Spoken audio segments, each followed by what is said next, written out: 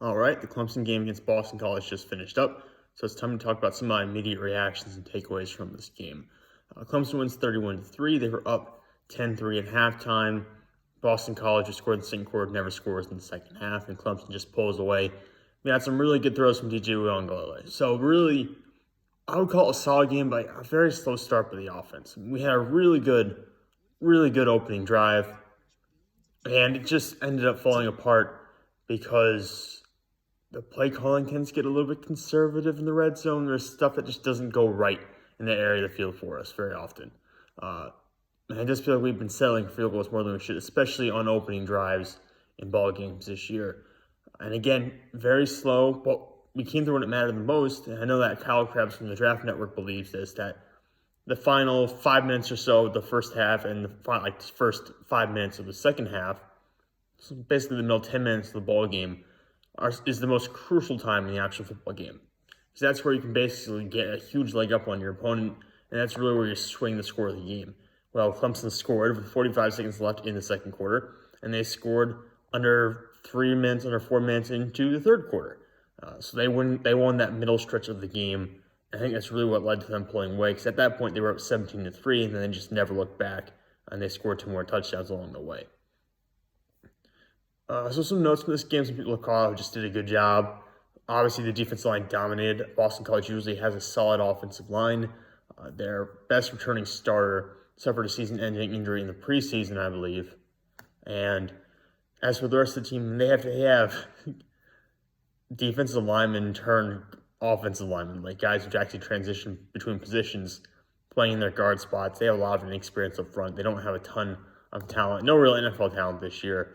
So the defensive line for Clemson was just feasting all day, whether it be on Boston College's running game, whether it be just getting pressure on Phil Dracovic. And at first, they weren't converting those pressures into sacks very often. Dracovic was extending plays, finding his wide receivers downfield. But then in the second half, we started to slowly see those sacks trickle in, including Xavier Thomas was back on the playing field. I'm glad to see he got at least one sack I saw in this game. So props to the defense. Thought the secondary played pretty well, although we do sometimes still tend to give up third and longs. We still tend to let teams convert 3rd and 10, 3rd and 12 more often than they really should. That happened a little bit in the first half of this game, not so much in the second half, but that is something I kind of have noticed over the past 2 or 3 games. Maybe something to address. And it's got a lot to do with the secondary, I'm sure, not being fully healthy.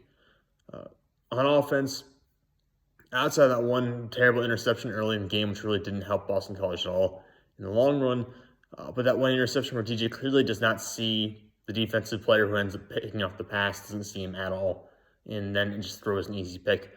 Outside of that one throw, it was a really good game from DJ Uiagalelei. There were maybe 1 or 2 misses here or there, but overall I'm very satisfied. He had a couple of really good throws, including that final touchdown, which I thought was an excellent pass. So a really good game from him. He's definitely turning in the right direction this year. He's miles ahead of where he was last season. Every game he has played this year, I think it's been better than every game he played last year. So that's something you'd love to see from a guy has a ton of talent. And of course, contributing in the running game as well. That 40-yard run late in the fourth quarter really helped us out and just kind of put the game away. On offense, Bo Collins had a couple drops in this game.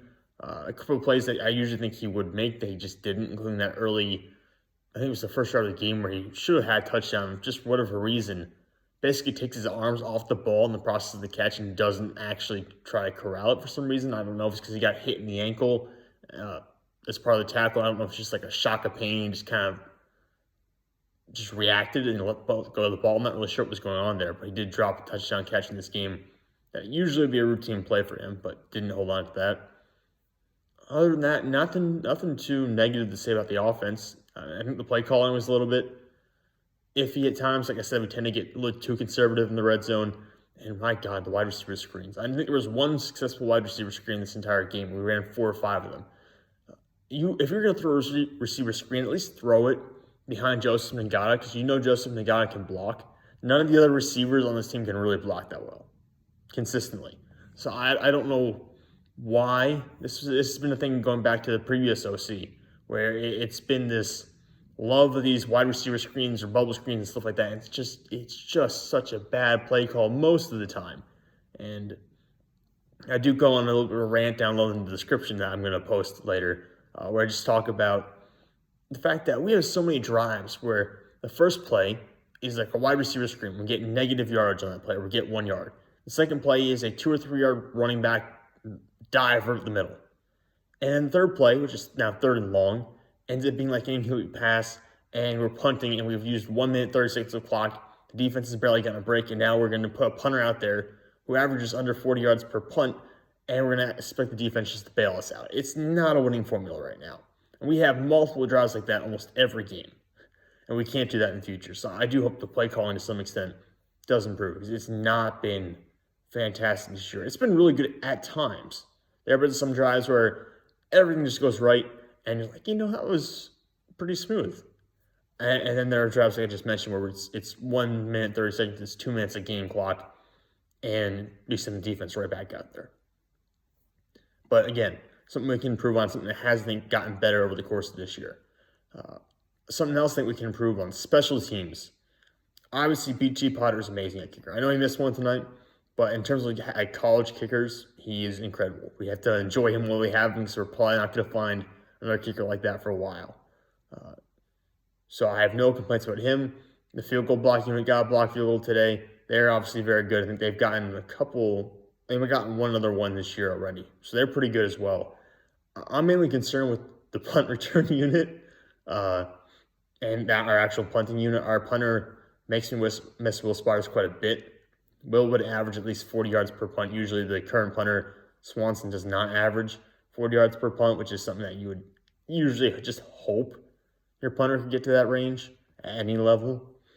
And then Will Taylor, our punt returner, had 2 muffs tonight, one which was not his fault. His own player ran into him, which is an issue that we've seen a couple times this year. But I'm so nervous. Every time Will Taylor goes to catch a punt, and it's not even like returning, just catching it, I am so nervous. Which, should not be the case. We got to find someone who does not muff as many punts as Will Taylor does, because he's muffed a couple this year. And on top of that, it's not just him. It's the other guys on the punt return unit, because there have been a couple times now where Clemson players have gotten in his way and actually caused Will Taylor to make mistakes trying to field the punt, or have gotten too close to the ball when it's coming down and Will Taylor's trying to get everyone to clear out. So I think that unit in general needs to kind of examine what they're doing, because that kind of stuff is what kills you when you play actually competitive teams. No offense, Boston College, but you're just not on that level this year.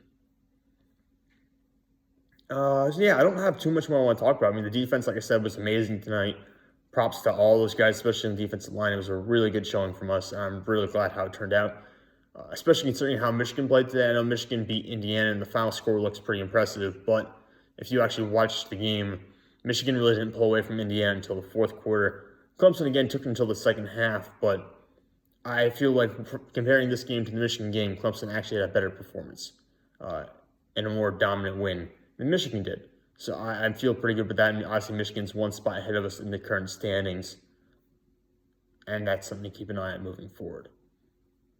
But yeah, I guess that's all I really have for this video. I'm going to wrap it up here. We're going to face Florida State next week. I do not overlook Florida State. I know they're not ranked currently. They're beating NC State by 1 point right now. Devin Leary's not in the game for the Wolfpack. He got hurt. But Florida State, do not overlook them and Jordan Travis. They could be really problematic, especially because of that offense. But I'm going to leave it there. I'll talk to you guys all later.